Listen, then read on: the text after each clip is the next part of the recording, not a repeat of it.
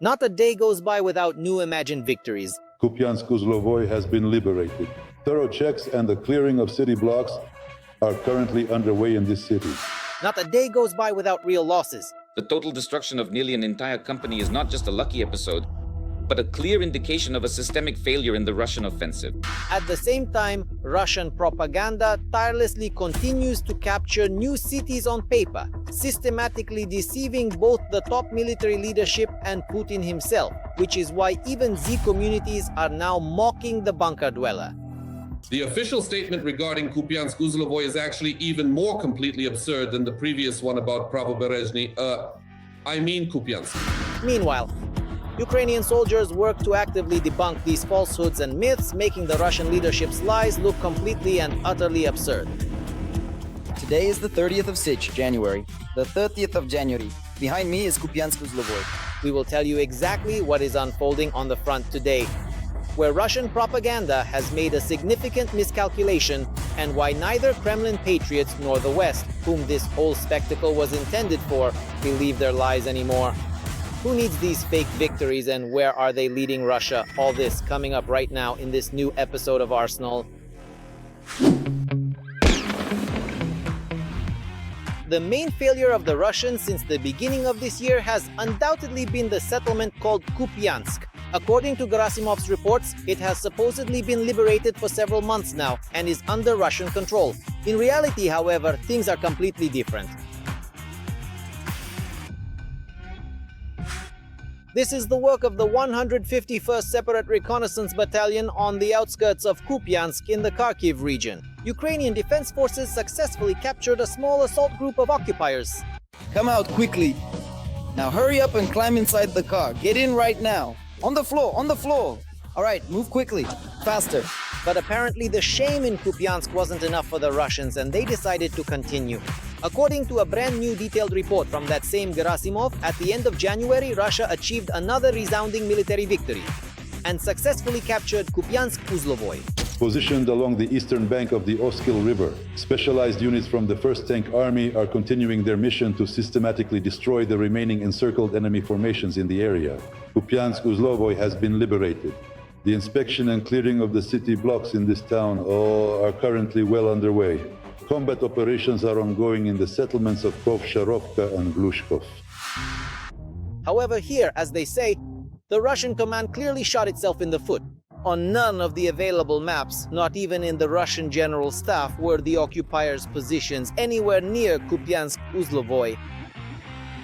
Today is the 30th of January. The 30th of January. Behind me is Kupiansk Uzlovoy. There it is. And what I truly like about the Russian army, to somehow reflect on the leadership of Mr. Gerasimov, is that today a specific group was already sent here with the flags of the 153rd Tank Regiment. Their primary task is to take Kupiansk Uzlovoy. A video of a Ukrainian soldier calmly walking around the center of the settlement without a helmet has literally blown up Russian Z channels. They finally realized that not only are they being lied to, but that dozens of kilometers are being claimed for themselves where the Russian army has never even been. The claim about Kupiansk Uzlovoy is actually even more absurd than the previous statement about the right bank area, specifically Kupiansk on the Oskil River. Because if, in the case of right bank Kupiansk, there really were actual incursions by Russian sabotage and reconnaissance groups, and there really were quite many of them, and they really did manage to establish themselves there, and they really did have specific zones of tactical control, then this more or less corresponded to a certain level of reality. Yes, they were definitely present there. But as for Kupiansk Uzlovoy, that's entirely unfounded nonsense, because Russian units along the line of contact are currently located at a variety of different distances to the north, east, and south of Kupiansk Uzlovoy. But on average, this distance is more than 8.5 kilometers and up to 12 kilometers away from the line of contact. In other words, Russian troops haven't even reached the outskirts of Kupiansk Uzlovoy. However, there was no reaction to the mutiny on Runet. And what's especially telling is that there was no reaction in the Kremlin either. So Putin accepted the report, resigned himself to it, and is waiting for new victories. At the same time, the Z patriots are explaining what this actually means in practice. So when the remaining occupiers today request artillery support or evacuation, these requests are simply ignored. After all, the command can't officially order operations in areas that, according to their reports, have long been under their control. The fact that the city of Kupiansk is not under the control of Russian forces, neither the right bank area of Kupiansk nor the left bank Kupiansk-Uzlovoy district is being clearly stated, not only by Ukrainian officials, OSINT analysts, monitoring groups, and Western analysts, but even by Russian war correspondents, the so-called Z war correspondents, and the broader Z community as well. But the General Staff of the Armed Forces of the Russian Federation seems to have chosen the strategy of, if you're going to disgrace yourself, then disgrace yourself to the end. At the same time, some kind of confirmation of control is still needed. Hence the new tactic to send out sabotage and reconnaissance groups en masse, whose task is not to hold territory, but simply to take photos in yet another settlement. Meanwhile, the Ukrainian armed forces are acting differently. The operation to clear Kupiansk and its surroundings became the most successful since the Battle of Kursk. The occupiers were completely unable to determine the true objective of the Ukrainian armed forces until it was far too late. The Ukrainian military did not have the advantage of superior numbers, so they carefully refined the infiltration tactics that the enemy had previously used. The assault forces were divided into small groups of 8 infantrymen each, then moved in different directions to confuse the occupiers' trail.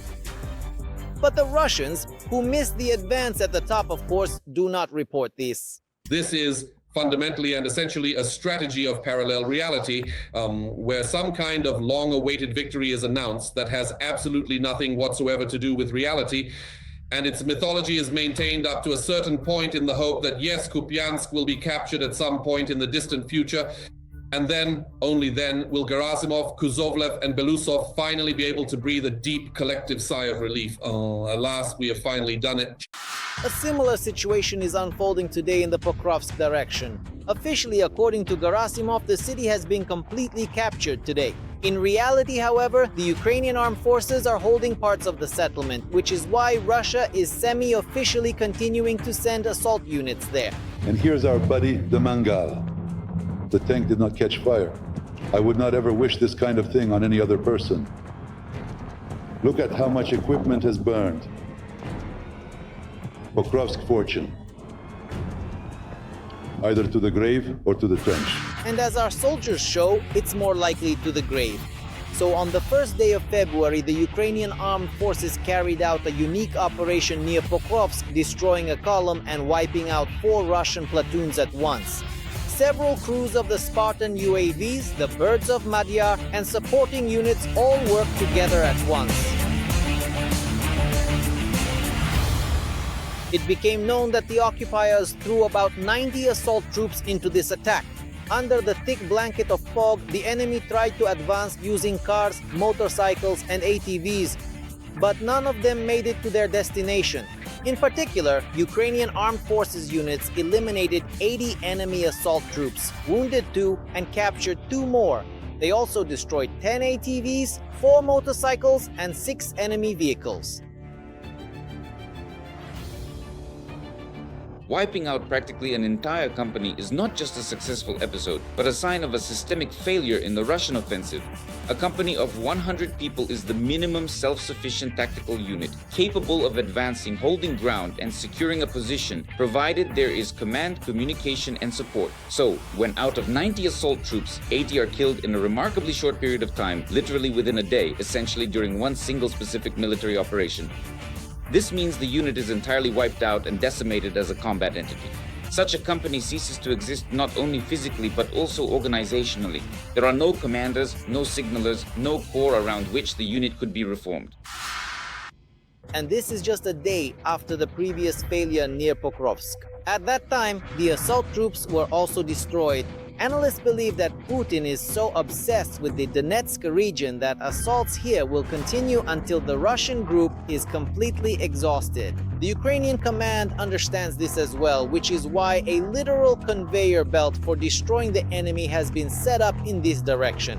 According to some estimates, losses here have already reached 30-1, naturally in favor of the Ukrainian armed forces. There's no need to guess where the enemy will come from here. Any movement out of the tree line, any equipment approaching, any gathering of people in the vicinity or in the city itself is instantly spotted. Drones see everything, in fog, in snow, in ruined buildings. Cover doesn't work. Speed doesn't save you. Heavy armor provides absolutely no advantage. That's exactly why the relentless attacks launched by the aggressor look the same here. An attempt to speed up, a partial advance, suffering immediate and heavy losses, the unit falls apart, and then a final cleanup operation from high above. This tactic, although tried and tested in Russia, has grown quite tiresome for those in the Kremlin who understand what's going on, which is why many experts agree that the Russian command is facing major changes soon. Gerasimov is also, currently on the edge. As of today, General Andrei Mordvichov is being actively prepared to replace Gerasimov. And lately, he has been appearing more and more frequently within Putin's closest inner circle. And sometimes even in situations where Putin should be accompanied by the chief of the general staff, it's Mordvichov who is there. Mordvichov is being predicted to take Gerasimov's place, quite likely. And it can be said that such a replacement will take place, it's quite possible, even as soon as 2026. However, will this bring any results? Those who know anything about military affairs are firmly convinced that it won't. For example, Igor Strelkov-Gherkin, who for many years, although he criticized the Russian command, still offered potential solutions, wrote in his latest post that Russia will not see victory. He also added that the Russian leadership faces the grim fate of Milosevic, a trial in The Hague and a long time in prison. Did you like this video? Then be sure to give it a like and subscribe to our Arsenal channel. The link is in the description below the video.